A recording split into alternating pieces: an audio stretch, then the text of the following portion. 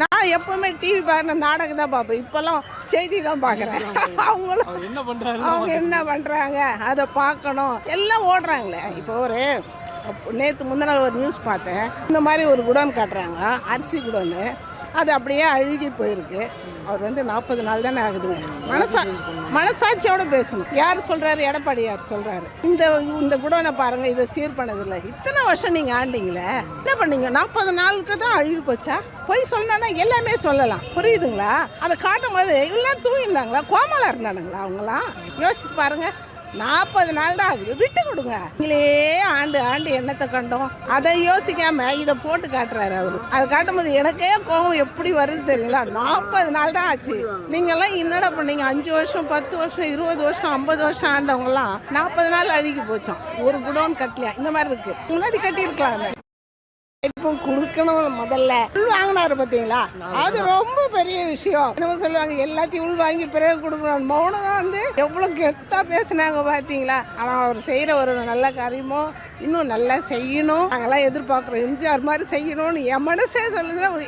எல்லாரும் சொல்லுவாங்கல்ல, எனக்கு ரொம்ப பிடிச்சிருந்தது. என்ன சொன்ன, ரொம்ப கெத்து. ஃபுல்லாக என் மனசு ஃபுல்லாக நிறைஞ்சது. எம்ஜிஆர் மாதிரி செய்யணும். அடுத்த எதிர்பார்க்கணும், யாருமே வரக்கூடாது. இதோட அவரே எம்ஜிஆர் மாதிரி 14 வருஷம் 20 வருஷம் எம்ஜிஆர் எப்படி ஆண்டாரு? 20 வருஷம் ஆண்டாங்களா? அதே மாதிரி யாரையும் வர விடக்கூடாது. நல்லது செய்யணும். மெயினாக சிங்கப்பெண் ஒன்று கொண்டு வந்தார் பாரு. வெற்றி கழகத்துக்கே வெற்றி. திட்ட திண்டுக்கல் வைய பயங்கரமாக தான் என் பிள்ளை இருப்பான். ஒரு சிலர் சொல்லுவாங்க எம்ஜிஆர் சேர்த்துட்டு அவரோட ஆன்மா அடுத்த எம்ஜிஆரை வர வச்சிடுச்சு. அவர் வந்ததுனால எவ்வளவோ இந்த நாய்ங்க கழுவி ஊத்துறானுங்க. இன்னும் ஊத்துற மழையை பார்த்து நாய் குலைச்சா நாய்க்கு தான் சதம், மலைக்கு சதம் கிடையாது. எவ்வளவுதான் இது பண்ணாலும் மக்கள்கிட்ட செல்வாக்கு அதிகம் தான் பேருங்க பிள்ளைக்கு. இப்ப டெல்லிக்கு போனதுனால யாரையாவது எந்த முதலமைச்சரா மோடி கட்டி பிடிச்சா அழுதுருக்கிறாரா? கிடையாது. நீ சொன்னப்பா நான் பசியில கஷ்டப்பட்டு வந்திருக்கிறேன், நீ அதே மாதிரி நான் டீ வித்து வந்திருக்கிறேன் அப்படின்னு அழுது கண்ணீர் விட்டுருக்கிறாரு மோடி பிரதமரை.